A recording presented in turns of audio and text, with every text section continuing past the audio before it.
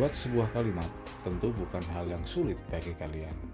Namun, apakah kalimat yang dibuat tersebut sudah merupakan kalimat yang efektif? Mari kita belajar bersama. Kalimat dibentuk dari subjek dan predikat dengan menambahkan objek, pelengkap, maupun keterangan.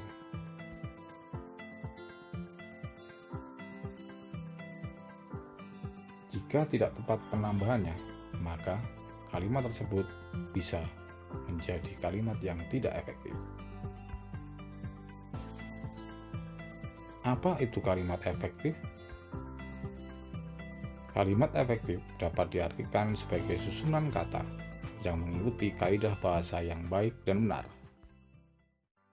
Syarat kalimat efektif. Ada 4 syarat utama sebuah kalimat dapat dikatakan sebagai kalimat efektif. Pertama, sesuai EYD. Harus menggunakan ejaan maupun tanda baca yang tepat. Menggunakan kata baku sesuai dengan Kamus Besar Bahasa Indonesia. 2. Sistematis. Memiliki susunan subjek, predikat, kemudian ditambahkan dengan objek, pelengkap, hingga keterangan. Sebisa mungkin buatlah kalimat yang urutannya tidak memusingkan. Dan yang terakhir, tidak boros dan bertele-tele.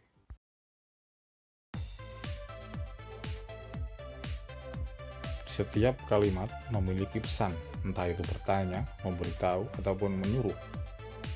Jika pesan itu tersampaikan, maka kalimat itu bisa dikatakan sebagai kalimat efektif. Dan jika sebaliknya, misalnya pesan itu tidak tersampaikan dengan baik, maka kalimat itu bisa dikatakan sebagai kalimat yang tidak efektif.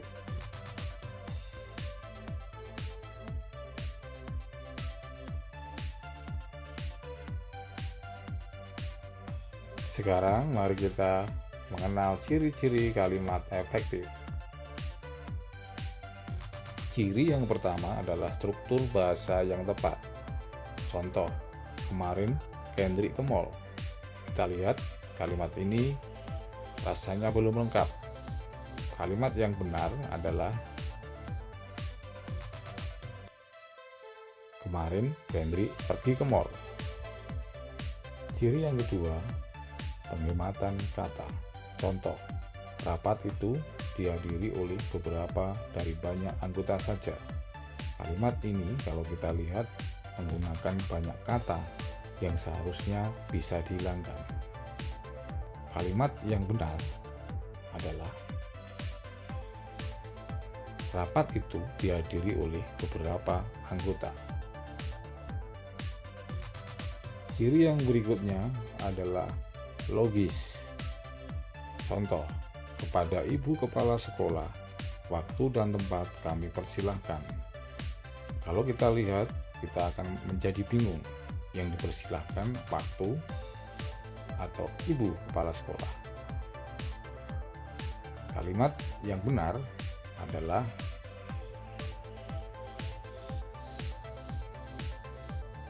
kepada Ibu Kepala Sekolah kami persilahkan. Ciri yang keempat adalah tidak ambigu. Contoh, motor Pak Rasya yang sudah tua itu harus segera diperbaiki. Kalimat ini membingungkan. Kenapa? Motor Pak Rasa yang sudah tua atau Pak Rasanya yang sudah tua? Kalimat yang benar adalah motor tua Pak Rasya harus segera diperbaiki. Ciri yang terakhir sesuai dengan PUEBI atau KBBI. Contoh, siswa-siswi mensapu lantai kelas agar terhindar dari kuman dan penyakit. Pada kalimat itu ada kata mensapu. Kata mensapu itu adalah kata yang tidak baku. Kenapa? Karena tidak sesuai dengan KBBI, Kamus Besar Bahasa Indonesia. Kalimat yang benar, siswa-siswi menyapu lantai kelas agar terhindar dari kuman dan penyakit. Sobat pembelajar semua, mengapa kita harus menggunakan kalimat efektif?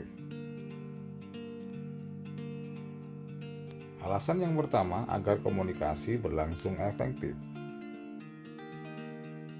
Kemudian alasan yang kedua, agar tidak terjadi multitafsir, tidak terjadi salah paham. Alasan yang ketiga,